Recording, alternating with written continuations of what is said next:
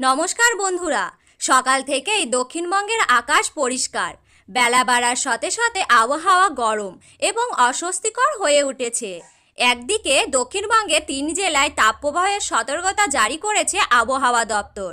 উত্তরবঙ্গে সব জেলায় এখনও বর্ষা প্রবেশ করেনি, তা এখনও আটকে আছে ইসলামপুরে। আবহাওয়া দপ্তর অনুমান করেছে যে 15 জুনের দিকে বর্ষা দক্ষিণবঙ্গে প্রবেশ করতে পারে, তবে তা আগে বর্ষার অনুকূল পরিস্থিতি তৈরি করতে হবে। বৃহস্পতিবার দক্ষিণবঙ্গে অধিকাংশ জেলায় হালকা থেকে মাঝারি বৃষ্টির পূর্বাভাস দিয়েছে আবহাওয়া দপ্তর।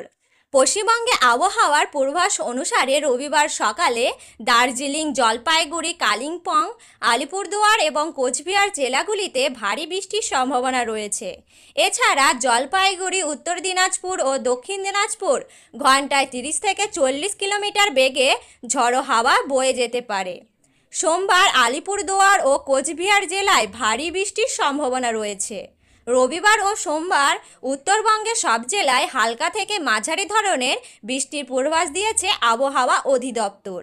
আজ সকালে পশ্চিমবঙ্গের আবহাওয়ার পূর্বাভাস অনুসারে আজ এবং সোমবার হুগলি, পূর্ব মেদিনীপুর, বাঁকুড়া, পূর্ব বর্ধমান, বীরভূম, মুর্শিদাবাদ এবং নদিয়া কয়েকটি জায়গায় হালকা বৃষ্টি হতে পারে। এছাড়া বাকি জেলাগুলির আবহাওয়া শুষ্ক থাকবে। যে জেলাগুলিতে আজ এবং সোমবার গরম এবং আর্দ্র আবহাওয়ার সম্ভাবনা রয়েছে তা হলো দক্ষিণ 24 পরগনা, ঝাড়গ্রাম, পুরুলিয়া, পূর্ব বর্ধমান এবং বীরভূম জেলাগুলি।